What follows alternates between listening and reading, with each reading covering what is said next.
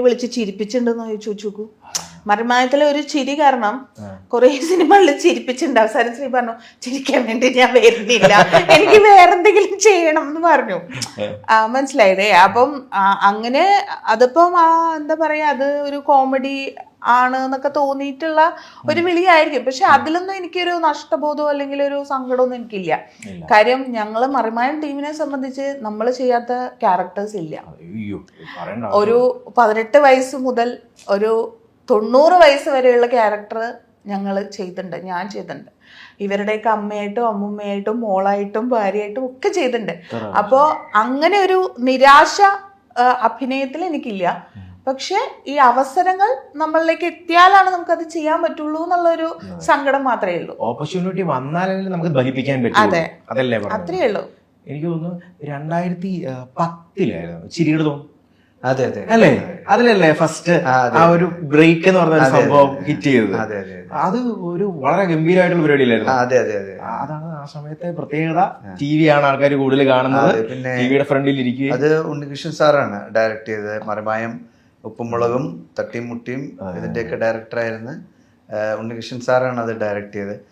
അത് ഞാൻ best actor എന്ന് പറഞ്ഞ ഷോയിൽ ആദ്യമേ പുറത്തു പോയിട്ട്, പുറത്തു പോയതിന് ശേഷം ഞാനാണ് അതിൽ, എന്നെയാണ് സാർ അതിലേക്ക് വിളിക്കുന്നത്, സെലക്ട് ചെയ്തത്. അപ്പോൾ ആ പ്രോഗ്രാം നല്ല ഒരു പ്രോഗ്രാം. ആ ഫസ്റ്റ് ലേപ്പൽ വെച്ചിട്ട് തുടക്കം അവിടെ നിന്നായിരുന്നു. ലേപ്പല് ആദ്യമായിട്ട് ഫിക്സ് ചെയ്ത് ചെയ്യുന്ന, ലൈവായിട്ട് ചെയ്യുന്ന, ലൈവ് റെക്കോർഡിങ് ഉള്ള ഒരു പെർഫോമൻസ് ചെയ്യാൻ പറ്റുന്ന ഒരു സ്ഥലമായിരുന്നു ചിരി. അത് കഴിഞ്ഞിട്ട് പിന്നെ ആണ് മറിമായം സാർ അങ്ങോട്ടേക്ക് വിളിക്കുന്നത്. 14-15 വർഷം ആകാറായി. ഇല്ല, 14 വർഷം ഇവരാകുന്നു. ഞാൻ മറിമായം സ്റ്റാർട്ട് ചെയ്തിട്ട് 3-ാമത്തെ വർഷം അതിൽ നിന്ന് മാറിയ ആളാണ്. പക്ഷെ ഈ 3-ാമത്തെ വർഷം മാറിയെങ്കിലും ഇപ്പോഴും എന്നെ എല്ലാരും വിളിക്കുന്നത് ആ മറിമായത്തിലെ ക്യാരക്ടറിന്റെ പേര് തന്നെയാണ്. ലോലിതൻ എന്നുള്ള ക്യാരക്ടറിന്റെ പേരിൽ ആണ് കൂടുതലും പേര് നോട്ടീസ് ചെയ്യുന്നതും വിളിക്കുന്നത് ഒക്കെ അങ്ങനെയാണ്.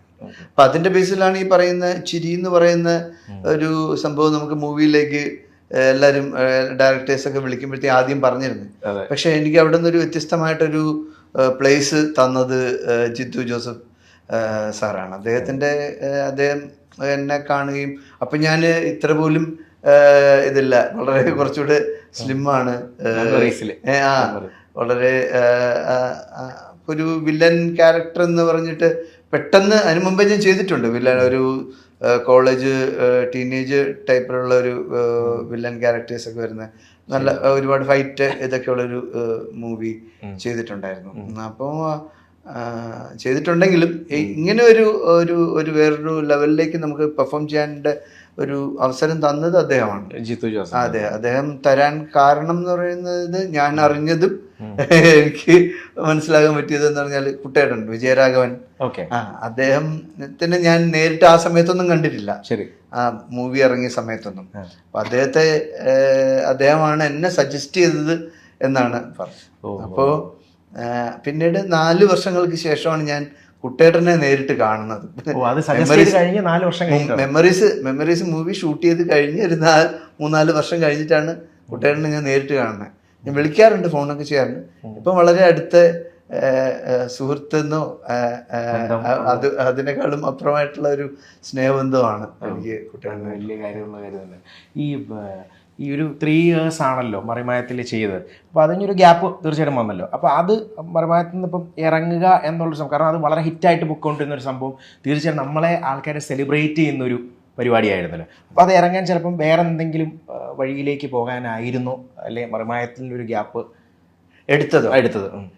ഇല്ല, അതൊരു ചില പ്രത്യേക സാഹചര്യങ്ങൾ കൊണ്ട് നമുക്ക് അവിടെ നിന്ന് മാറേണ്ടി വന്നതാണ്. എനിക്ക് മാറേണ്ടി വന്നതാണ്. അതായത് അദ്ദേഹം ഡയറക്ടർക്ക് അവിടെ നിന്ന് മാറേണ്ട ഒരു സാഹചര്യം വന്നപ്പോഴത്തേക്ക് ഞാൻ അദ്ദേഹത്തോടൊപ്പം മാറിയതാണ്. പിന്നീടും ചാനലിൽ നിന്ന് തന്നെ ആ പ്രോഗ്രാമിലേക്ക് വിളിച്ചെങ്കിലും എനിക്ക് അങ്ങോട്ടേക്ക് ആ സമയം അങ്ങനെ ഒരു സമയമായിരുന്നു. അപ്പൊ അതുകൊണ്ട് എനിക്ക് മാറി നിൽക്കേണ്ടി. അതിന്റെ ഒരു കാര്യം എന്താ വെച്ചാൽ, ഞാൻ ഇപ്പോഴും ശ്രീയുടെ പറയും, ഇപ്പം എത്ര ഹിറ്റ് പരിപാടിയാണെങ്കിലും നമ്മൾ അഭിനയിക്കുന്ന സാഹചര്യം നമുക്ക് പറ്റുന്നില്ലെങ്കിൽ നമ്മുടെ ഒരു മെന്റൽ സ്ട്രെങ്ത് അതിൽ പ്രധാനപ്പെട്ട ഒരു കാര്യമാണ്. പ്രത്യേകിച്ച് നമ്മൾ ചെയ്യുന്നത് സിറ്റ്കോംസിൽ ലൈവ് റെക്കോർഡിംഗ് ആണ്. ഒരു ഡബ്ബിംഗ് പരിപാടിയല്ല, ഇംപ്രവൈസ് ചെയ്ത് ചെയ്യേണ്ടതാണ്, സ്ക്രിപ്റ്റ് അനുസരിച്ച് വെറുതെ അങ്ങനെ പറഞ്ഞു പോലല്ല. അപ്പോൾ ഇതിൽ ഒരു ആക്ടറുടെ മനസ്സിൻ്റെ അവസ്ഥ വളരെ പ്രധാനപ്പെട്ടതാണ്. മെന്റൽ ഹെൽത്തും ഹാപ്പിനെസ്സും. അതെ. അപ്പോൾ അങ്ങനെ പറ്റുന്നില്ല എന്ന് തോന്നിയാൽ മാറുക എന്നുള്ളതാണ്. അല്ലാതെ സ്ട്രെസ്ഫുള്ളി അതിൽ നിന്ന് നമ്മുടെ ഹെൽത്തിനെ അത് ബാധിക്കും, നമ്മുടെ വീട്ടിൽ അത് ബാധിക്കും. മനസ്സിലായില്ലേ? നമ്മൾ മൊത്തത്തിൽ തകർന്നു പോകും, നമ്മുടെ വീട്ടിലുള്ളവരും കൂടെ തകർന്നു പോകും. അപ്പോൾ അങ്ങനെയുള്ള സമയങ്ങളിൽ ഞാനും പറഞ്ഞിട്ടുണ്ട്, അങ്ങനെ സ്ട്രെസ്ഫുള്ളി ഒരു സ്ഥലത്തും നിൽക്കേണ്ട ആവശ്യമില്ല. ഇതില്ലെങ്കിൽ വേറെ, ഇനി ഒന്നുമില്ലെങ്കിൽ നമ്മൾ ഈസി ആയിട്ട് നമ്മൾ വീട്ടിൽ സന്തോഷമായിട്ടിരിക്കും, അതിന് ഒരു പ്രശ്നമില്ല. അപ്പം ഞാനും ചില സമയങ്ങളിൽ അത്തരം തീരുമാനം എടുത്തിട്ടുള്ള ഒരാളാണ്. ഹിറ്റായിട്ട് നിൽക്കുമ്പോൾ തന്നെ ഞാൻ പ്രോഗ്രാമിൽ നിന്നൊക്കെ മാറിയിട്ടുമുണ്ട്. അപ്പം അതിൻ്റെയൊക്കെ കാരണം എന്ന് പറയുന്നത്, ഒരു മനുഷ്യനെ സംബന്ധിച്ച് സമാധാനമായി ഉറങ്ങുക, സമാധാനമായി ജോലി ചെയ്യുക, സമാധാനമായി ഭക്ഷണം കഴിക്കുക, അത് തന്നെയാണ് പൈസയെക്കാട്ടിലും ഒക്കെ വലുത് എന്ന് വിശ്വസിക്കുന്ന ആളാണ് ഞാൻ. അത് തന്നെയാണ് ഞാൻ ശ്രീയോട് എപ്പോഴും പറയുന്നത്. അങ്ങനെ ഷെയർ ചെയ്യുമായിരുന്നു ആ സമയത്ത്? അങ്ങനെ പറയാറുണ്ട്. ഇപ്പോഴും ഞാൻ പറയും, ഇപ്പോഴും ഇനി എപ്പോഴും. ഇപ്പോൾ ഒരു കുഞ്ഞുണ്ട്, കുഞ്ഞിനെ വളർത്തണ്ടേ, അങ്ങനെയൊക്കെ ആൾക്കാർ നമുക്ക് ചുറ്റിലുള്ളവർ പറയും, നിങ്ങൾക്ക് ഇനി അത് ചിലവാണ്, ഇത് ചിലവാണ്, പണ്ടത്തെ പോലെയല്ല, കുടുംബമായി അങ്ങനെ ഒന്നുമില്ല ശ്രീ. നിങ്ങൾക്ക് കംഫർട്ട് അല്ലെങ്കിൽ ഇങ്ങോട്ട് പോരുക. ഞാനും എൻ്റെ മോനും ഇവിടെ ഇങ്ങനെ ഇരിക്കുന്നുണ്ട്. ഞങ്ങൾ എപ്പോഴും അത് പറയും. നമ്മളിപ്പോ ഇത് കൂടുതലും വീടിനെക്കാൾ കൂടുതലും ടൈം സ്പെൻഡ് ചെയ്യണ ഈ ഷൂട്ടിംഗ് ലൊക്കേഷനിലാണല്ലോ. അപ്പോൾ രാവിലെ പോകുന്നു, സ്കൂൾ പോലെയാണ്. രാവിലെ പോകുന്നു, ഈ പറയുന്ന രാവിലെ മുതൽ വൈകുന്നേരം വരെ ഈ ഇവരുടെ കൂടെ നമ്മൾ വളരെ ഫാമിലിയോട് അത്രയും സ്നേഹത്തോടെ നമ്മൾ നിന്ന് പോവുകയാണ്. അപ്പൊ അവിടെ എന്തെങ്കിലും ഒരു പറ്റായിക സംഭവങ്ങൾ ചിലപ്പോൾ നമുക്ക് ഉണ്ടായി തുടങ്ങിയാൽ, ഞാൻ നിന്ന ഗ്രൂപ്പുകളിൽ വളരെ റയറായിട്ടുള്ള സ്ഥലങ്ങളിൽ മാത്രമേ അത്തരം പ്രോബ്ലംസ് ഉണ്ടായിട്ടുള്ളൂ. പക്ഷെ മറിമായത്തിൽ അത്തരം പ്രശ്നങ്ങളുടെ പേരിലല്ല ഞാൻ മാറിയത്. അതൊന്ന് ഡയറക്ടറുടെ കൂടെ ഇറങ്ങി പോകുന്നത് തന്നെയാണ്. പിന്നീട് ആ ഡയറക്ടർ പോയതിനു ശേഷം ഈ പുള്ളിക്ക് അവിടെ നിൽക്കാൻ മാനസിക പ്രശ്നമാണ്. അങ്ങേരാണല്ലോ എന്നെ കൊണ്ടുവന്നത്, എനിക്കൊരു വഴി വെട്ടിയത് പുള്ളിയാണല്ലോ എന്നൊക്കെ ഉള്ള ഒരു സംഗതി പുള്ളിയുടെ മനസ്സിൽ കിടക്കുമ്പോൾ ഫ്രീ ആയിട്ട് അവിടെ നിൽക്കാൻ പറ്റുന്നില്ല. അപ്പൊ പിന്നെ അവിടെ നിന്ന് മാറുന്നതാണ് നല്ലത്. സ്ട്രെസ്ഫുള്ളി 10 പേരിൽ ഒരാൾ അങ്ങനെ സ്ട്രെസ് ആയിട്ട് നിൽക്കുമ്പോൾ ബാക്കി 9 പേരുടെ ആക്ടിങ്ങിനെ അത് ബാധിക്കും. അതുകൊണ്ട്